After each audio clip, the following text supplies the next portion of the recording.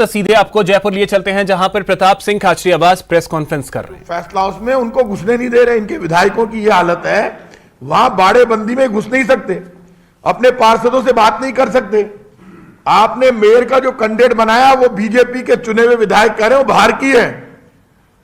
Greater में जो इन्होंने कैंडिडेट बनाया, और इनको हेरिटेज में कैंडिडेट ही नहीं मिला। जो इनके निशान पर, बीजेपी के निशान पर जीत कर आया, उन सबको बीजेपी ने खारिज कर दिया। इसका मतलब बीजेपी ये मानती है कि उनके निशान की कोई वैल्यू नहीं है, इसलिए बीजेपी इंडिपेंडेंट को उतार रही। आपके पास जब मैंडेट नहीं है, हमने तो मैंडेट दिखाया। हमने जब इनका बहुमत बीच में हमने गिराया, विष्णु लाटा बने, तब हमने उनको समर्थन देकर बनाया। हमने कभी हमारा सिंबल रिजेक्ट नहीं किया। हमारे पास बहुमत है तो हम बहुमत के साथ, हमारे जो कांग्रेस पृष्ठभूमि के जो लोग जीत कर आए निर्दलीय, उनका सम्मान होगा, काम होगा। लेकिन जो सिंबल से जीत कर आई वो है। डिप्टी मेयर के लिए हमने घोषणा की, माइनॉरिटीज में से कोई एक डिप्टी मेयर होगा। और मैं आज आपसे कह रहा हूं, कांग्रेस पार्टी बहुसंख्यक और अल्पसंख्यक को बांटकर राजनीति नहीं करती। कांग्रेस पार्टी हिंदू, मुसलमान, सिख, ईसाई, एसटी, एससी, जर्नल, ओबीसी सबको साथ में लेकर एक ही बात करती है। ना हिंदू है, ना मुसलमान है, ना सिख है, ना ईसाई है, सबसे पहले मेरा हिंदुस्तान है का नारा बुलंद करती है। और हम मेरे हिंदुस्तान के नारे पर चल रहे हैं। आज कुछ चंद लोग जो विरोध करते हैं, क्या वो बीजेपी का बोर्ड बनाना चाहते हैं? कौन कर रहे हैं षड्यंत्र? ये तय कर लेना चाहिए, कोई भी आवाज यदि उठ रही है तो वो आवाज बीजेपी को मजबूत कर सकती है, लेकिन कांग्रेस का एक एक पार्षद एक है, हर निर्दलीय पार्षद एक, और सबने संकल्प ले रखा है, चाहे कुछ भी हो जाए, बीजेपी का कोई षड्यंत्र कामयाब नहीं होने देंगे। कल मैं महेश जी के साथ एक समारोह में गया। वहां एक व्यक्ति ने इतना बड़ा समारोह, ये नहीं कहा कि आपका फैसला पार्टियों में जब बैठकर होता है सब डिस्कस होती है, हर जाति, धर्म, डिस्कस, पॉलिटिक्स जो सब होती है, उसके बाद फैसला होता है। फैसला कोई एक व्यक्ति नहीं लेता, पार्टी सोच समझकर फैसला लेती है। पार्टी ने सोच समझकर फैसला लिया। पार्टी के उसी फैसले पर 10 तारीख को जब रिजल्ट आएगा, आज मैं आपसे कह रहा हूं, पूरे 55 वोट कांग्रेस की मेयर उम्मीदवार मुनेश को मिलेंगे और चुनाव जीतेगी। मैं आज आपसे कह रहा हूं। इसलिए आप ये मानकर चलिए, जितने भी लोग हैं वो सब, इश्यू ये नहीं है कि मेयर का उम्मीदवार कौन है। इश्यू एक है, जो हाथ के सिंबल पर कांग्रेस पार्टी जो अशोक गहलोत के नेतृत्व में काम कर रही है, उस पार्टी के कामकाज पर मोहर जनता ने लगाई है। जनता चाहती है कि कांग्रेस का उम्मीदवार जीते, और जो कांग्रेस का उम्मीदवार है उस उम्मीदवार को जिताना हम सबका धर्म भी है और हमारा कर्तव्य भी है। इसलिए हम सब जी जान से जुटे हुए हैं। और मैं इतना कह सकता हूं, हमने अनाउंसमेंट किया है, जिस दिन हेरिटेज का बोर्ड बन जाएगा, ग्रेटर का बन जाएगा, 250 वार्डों में सरकार के प्रतिनिधि के नाते मैं खुद जाऊंगा, सब अधिकारियों को बैठाएंगे, बैठाकर मौके पर समस्या का समाधान करेंगे, और समाधान करके कॉलोनियों का आधारभूत विकास कैसे हो, आम आदमी की सुनवाई कैसे हो, आम आदमी की सुनना, समस्या का समाधान करना, ये हमारी जिम्मेदारी है। उस जिम्मेदारी में हम पीछे नहीं रहेंगे। और मैं फिर कह रहा हूं, ग्रेटर में जो बीजेपी ने बाड़ेबंदी किया, वहां लोगों के फोन बंद, घुसना बंद, परिवार को रोक रखा है, एमएलए को रोकने के लिए बाउंसर्स खड़े कर दिए। और सब जानते हैं कि जिस स्तर पर बीजेपी राजनीति कर रही है, उसमें इनके विधायकों को यह मानना पड़ेगा, ना उनकी कोई सुनता है, ना पार्टी में उनकी कुछ चलती है। जो लोग पार्टी में अपनी नहीं चला सकते, वो लोग जनता का भला कभी नहीं कर सकते। मैं आज आपसे कह रहा हूं, इसीलिए ये सारी डायलॉगबाजी उनकी आपस में हो रही है। ये महेश जी बैठे, अमीन भाई बैठे, रफीक भाई की बच्ची की तबीयत खराब, वो पहुंच रहे हैं अभी। मुख्यमंत्री जी इतने बड़े डेमोक्रेटिक व्यक्ति है, उन्होंने कहा कि जयपुर की पॉलिटिक्स आपको करनी है, सब पार्षदों से राय लो, नेताओं से राय लो, जो जयपुर के हित में वो फैसला कर लो, मुझे कोई इंटरफेयर नहीं करना। ये पार्टी नेतृत्व का बहुत बड़ा मन है। मैं आप सबको इतना कह सकता हूं, जीत कांग्रेस पार्टी के मेयर के उम्मीदवार की 10 तारीख को होगी। और ग्रेटर के चुनाव में भी आज हम सब जाएंगे, वहां भी जो हम कर सकते हैं वो सब कुछ करेंगे। लेकिन इतना कह सकते हैं, ये जीत हमारी नहीं। हमने नारा दिया था जीतेगी जनता, जीतेगा जयपुर। यही कारण है कि हेरिटेज में हमारी सीटें ज्यादा आई, परसेंटेज ऑफ वोट हमारे ज्यादा आए। 2 साल में विपक्ष की भूमिका बीजेपी नहीं निभा पाई, घरों में बैठकर आराम करते रहे, कोरोना में डर गए, जनता में निकले नहीं। जनता ने राज्य की कांग्रेस की सरकार के लगभग 2 वर्ष पूरे हो गए तो भी वापस हाथ के निशान के बटन दबाए। ज्यादा वोट हमको मिले, ये दर्शाते हैं कि कांग्रेस एक बार फिर ताकत के साथ आ रही है। और राजस्थान में जितने चुनाव हो रहे हैं, जिला परिषदों के, पंचायतों के और हमारे ये नगर परिषद, नगर पालिका, जितने भी चुनाव, उन सब में कांग्रेस पार्टी बड़ी विक्ट्री करेगी। मैं आदरणीय महेश जोशी जी से कहूंगा कि वो हमको संबोधित करें। फिर आप बाद में पूछ लेंगे।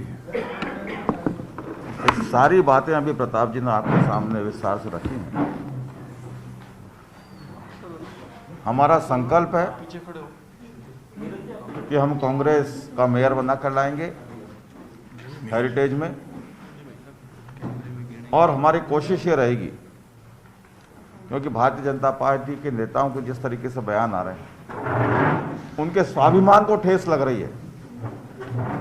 आज मेरे को पार्टी नेतृत्व ये कहे, प्रताप जी को कहे, अमीन भाई को कहे कि आप अपने पार्षदों से नहीं मिल सकते, इससे ज्यादा बेइज्जती किसी जनप्रतिनिधि की, एमएलए की नहीं हो सकती। और हम हेरिटेज की बात करें, जो बीजेपी के उम्मीदवार हैं, उन्होंने भारतीय जनता पार्टी के नेताओं पे धोखाधड़ी के आरोप लगाए थे, हमारे कहने से नहीं लगाए। उन्होंने सिद्ध किया था कि भारतीय जनता पार्टी के नेताओं ने उनके साथ धोखाधड़ी करी है, कि उनका सिंबल लेटर 2-3 घंटे में बनी पार से रामगंज तक नहीं पहुंच सका। क्या हुआ उन आरोपों का? न तो कुसुम जी ने वो आरोप वापस लिए, और न भारतीय जनता पार्टी के नेताओं ने कोई सफाई दी। यानी भारतीय जनता पार्टी के नेताओं पे कुसुम जी के जो आरोप हैं वो अभी तक भी स्टैंड कर रहे हैं। ये कैसा निर्णय है?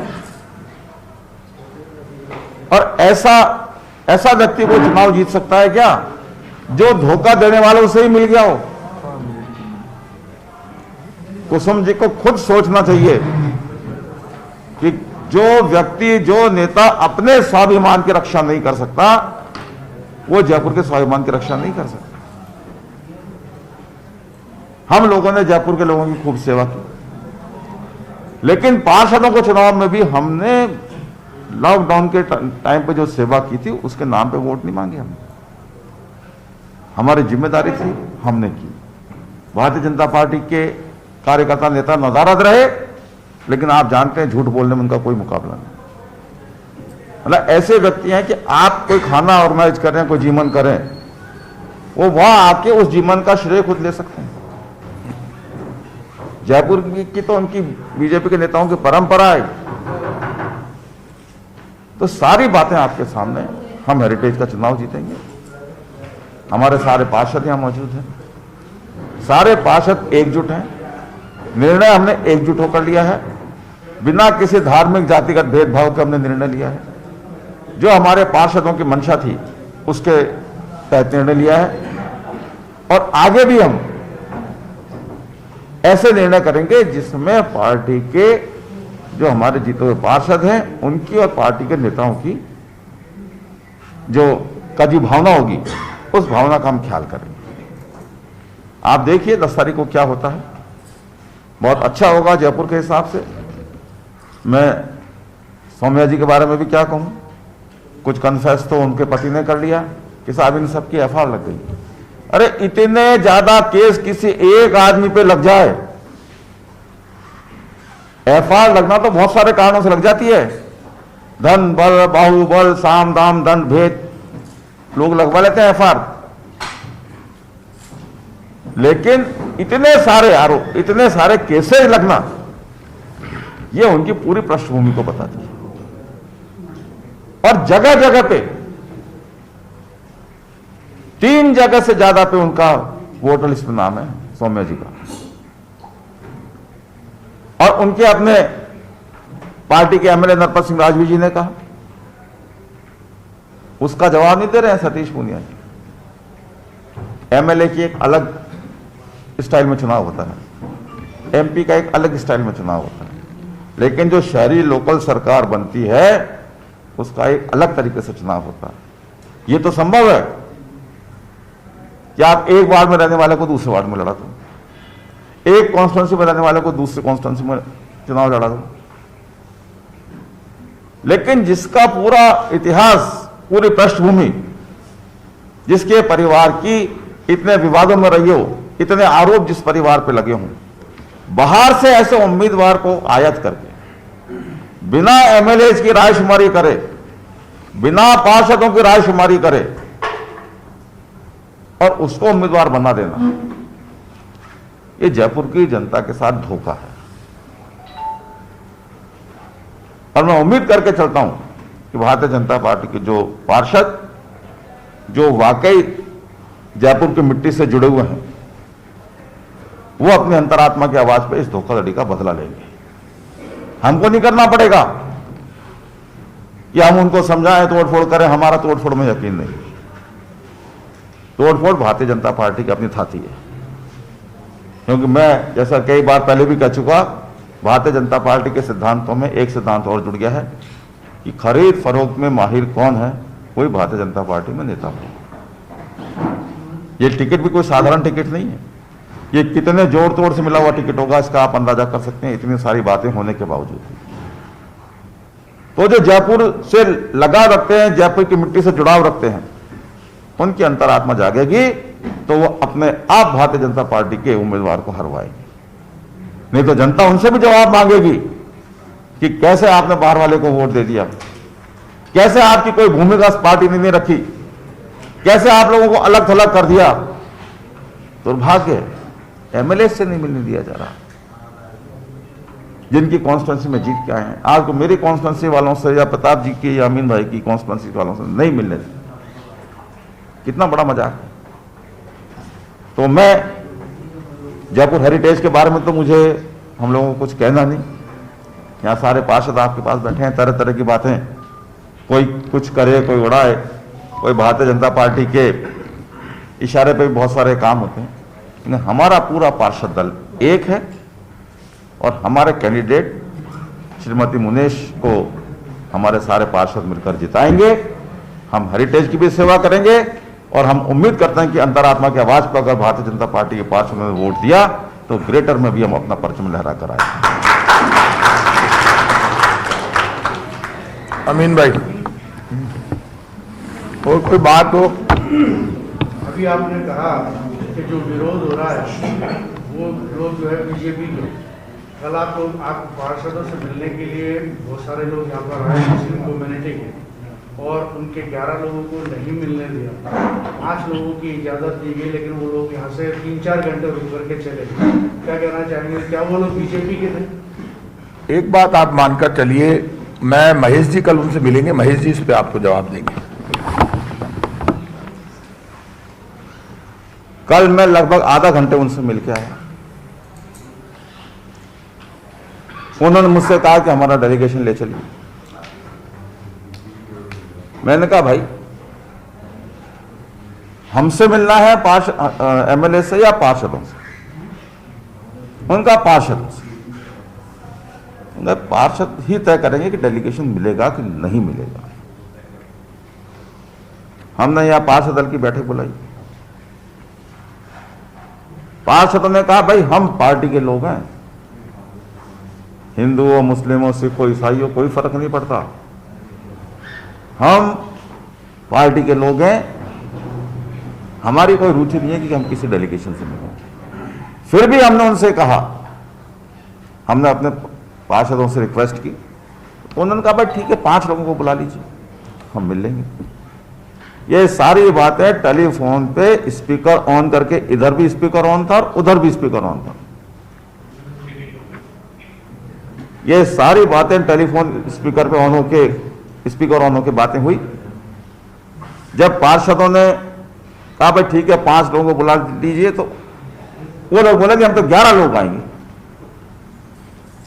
भाई ऐसी जिद नहीं होती। फिर भी हमने 5 मिनट बाद ही अपने पार्षदों को समझा के एक बार फोन बंद किया, उसके बाद हमने 5 मिनट भी शायद नहीं लगे होंगे, 2-3 मिनट बाद ही हमने उनको टेलीफोन करके कहा भाई ठीक है आप 11 लोग आ जाइए। वो नहीं आए। कोई मिलने में किसी की गुरेज नहीं है, लेकिन ये मिलने का एक सिस्टम होता है। मुझसे कोई मिलना चाहेगा तो मैं परमिशन दूंगा तभी तो मिलेगा। मैं अगर जो मिलना चाहते थे उनसे अगर मैं मिलने जाना चाहूं और वो मुझे परमिट नहीं करा तो उनसे मिल सकता हूं क्या?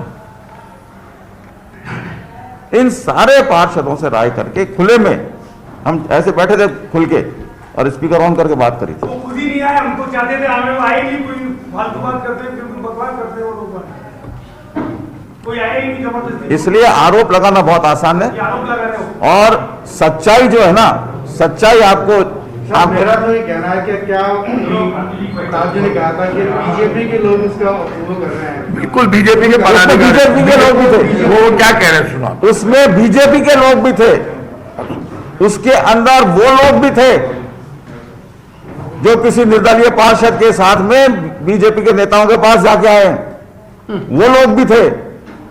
उसके अंदर कुछ लोग ऐसे थे जो खुद चुनाव हार गए, कुछ लोग ऐसे थे जिनके चुनाव हार गए, कुछ लोग ऐसे थे किसी को एमएलए का टिकट नहीं मिला, किसी को ये नहीं मिला। फिर भी हमारे मन में सबके प्रति सम्मान है। भाई आप आए, हमने बात उन्हें 11 के लिए कहा था, हमने 11 को इनवाइट कर लिया।